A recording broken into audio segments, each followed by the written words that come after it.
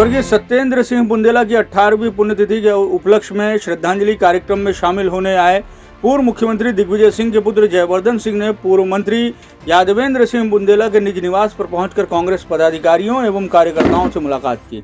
इस दौरान कांग्रेस पार्टी के कार्यकर्ताओं ने ढोल नगाड़ों एवं आतिशबाजी के साथ उनका स्वागत किया। कार्यकर्ताओं ने जयवर्धन सिंह को पुष्पमाला पहनाकर मुलाकात की।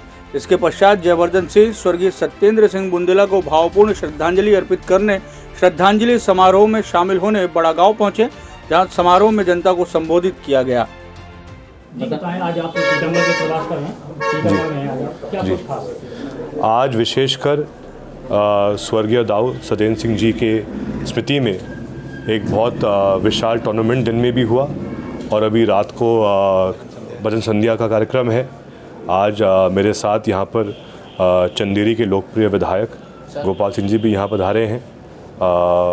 हमारे वरिष्ठ नेता यादवेंद्र सिंह जी के पूरे परिवार के द्वारा एक कार्यक्रम आयोजित किया गया है। हमारे युवा भाई शाश्वत जी भी यहाँ मौजूद हैं और हमेशा मैं मानता हूँ कि बुंदेला परिवार का टीकमगढ़ के विकास में एक अहम योगदान रहा है, अहम भूमिका रही है और इनका संबंध आज का नहीं है, जनता के साथ पीढ़ियों का है।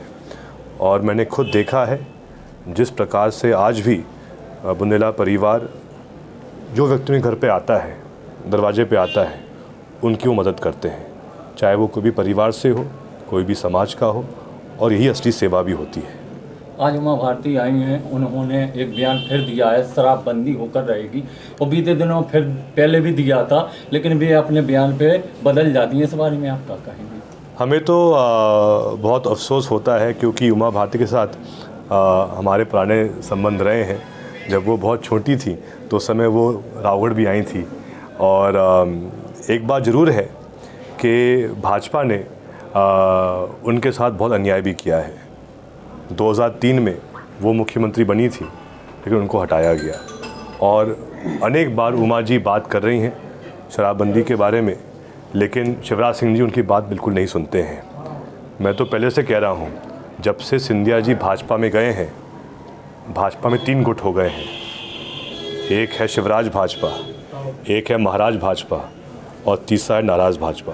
तो शायद उमा भारती जी, जिनका मैं बहुत सम्मान करता हूँ, लेकिन शायद वो आजकल नाराज़ भाजपा में है। बीते दिनों यहाँ पर टीकमगढ़ ज़िले में और प्रदेश में कई गायों की मौत हुई है। यहाँ भी पपौरा में 150 गायों की मौत हुई है। वो बीजेपी गायों पर राजनीति करती है और कहते अब तक बीजेपी का कोई नेता नहीं बोला है इस बारे में, क्या कहेंगे? ये बहुत ही बड़ा मुद्दा है, संवेदनशील मुद्दा है। जिस प्रकार से ऐसे हादसे बुंदेलखंड में हुए हैं, उसी प्रकार से भोपाल के पास बैरसिया में भी एक गौशाला में आप सबने पढ़ा होगा, अखबारों में सुना होगा कि वहाँ पर भी ऐसा ही हादसा हुआ था जहाँ अनेक गौ माता की वहाँ पर लाश मिली थी। और इसमें सबसे बड़ी बात तो ये है कि 15 साल जब सरकार पहले भाजपा की थी तो गौ माता के लिए ऐसी कोई योजना भाजपा सरकार ने लागू नहीं की थी।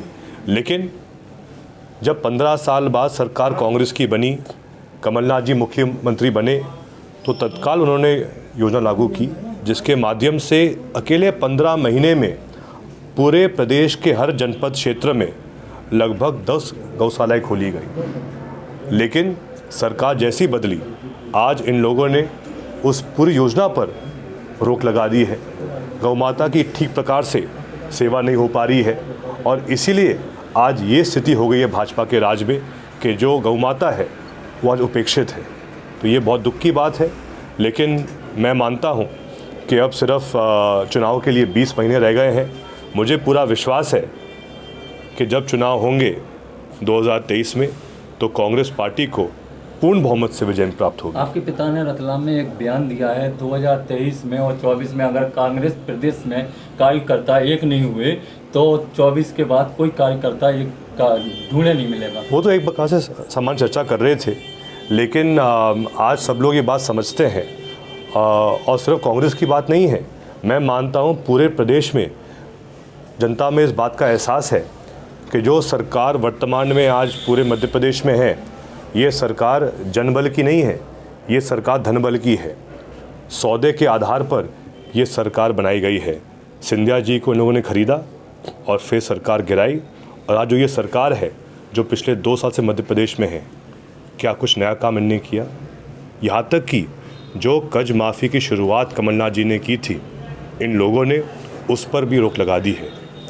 इतनी भी शर्म नहीं है इन लोगों को। तो कहीं ना जी, मध्य प्रदेश में सरकार बनाने के लिए आपकी क्या रणनीति है? जैसा कि आपने देखा होगा, कुछ महीने पहले जन जागरण अभियान प्रारंभ हुआ था, जिसमें पूरे मध्य प्रदेश के हर ज़िले में कांग्रेस नेताओं ने पदयात्राएं की, गांव में रात को रुके, और उसके बाद अभी घर चलो अभियान प्रारंभ हुआ है, जिसमें कांग्रेस के कार्यकर्ता हर मतदान केंद्र पर मेंबरशिप भी करवा रहे हैं, और साथ में जनता के बीच जाकर जो कमलनाथ जी की सरकार 15 महीने की थी, उस समय जो हमारी उपलब्धियां हैं वो हम जनता तक पहुंचा रहे हैं, और इसके साथ जो पिछले 2 सालों में भाजपा की विफलताएं हैं उनको भी हम सामने ला रहे हैं। मैं तो स्पष्ट कहता हूं, इतिहास गवाह है, हम चाहे बात करें रामायण के बारे में, बात करें महाभारत के बारे में, या आज की बात करें, जिसने भी पाप करके राज करने का प्रयास किया है वो कभी सफल नहीं हुए हैं, और आज यही स्थिति मध्य प्रदेश में है। आज के समय सिर्फ भाजपा और उनके जो कुछ दलाल हैं उनके अच्छे दिन आए हैं, लेकिन जो आम जनता है, जो आम युवा है, जो आज बेरोजगार घूम रहा है, जो आज किसान है, जिसको भाजपा के लोगों ने बड़े बड़े सपने दिखाए थे, मोदी जी आएंगे तो किसान की आय दोगुनी हो जाएगी, उल्टा भाजपा के राज में जो किसान की लागत है वो दोगुनी हो गई, और जो किसान की आय है वो तो आधी हो गई। ऐसे कौन से कारण रहे कि जो कांग्रेस सरकार नहीं चला पाई? ऐसे कौन से? उसमें कारण एक ही रहा, सिंधिया जी की जो हार हुई गुना लोकसभा से वो स्वीकार नहीं कर पाए। उन्होंने सौदा किया भाजपा के साथ, लेन देन करी, जैसे कोई माल बेचता है मंडी में, उसी प्रकार से सिंधिया जी ने उनके विधायक बेचे भाजपा के हाथों में। और मैं मानता हूँ बहुत बड़ा कलंक है लोकतंत्र पर जो हुआ 2 साल पहले, और कहीं ना कहीं आज जो आप देख रहे हैं कांग्रेस में गुटबाजी बिल्कुल नहीं है, लेकिन आज भाजपा में जो पुराने भाजपाई हैं वो सब घर बैठ गए हैं, और सिर्फ जो ये जयचंद लोग हैं ये प्रयास कर रहे हैं राज करने का। लेकिन मैं आपको आज कहना चाहता हूँ कि अगले साल 2023 में जनता इन जयचंदों को अच्छा सबक सिखाएगी। टीकमगढ़ जिले से मनोज खरे की रिपोर्ट। CEN न्यूज देश प्रदेश की ताजा तरीन खबरों के लिए CEN न्यूज को सब्सक्राइब करें और रहें पल पल की खबर से हर पल बाखबर।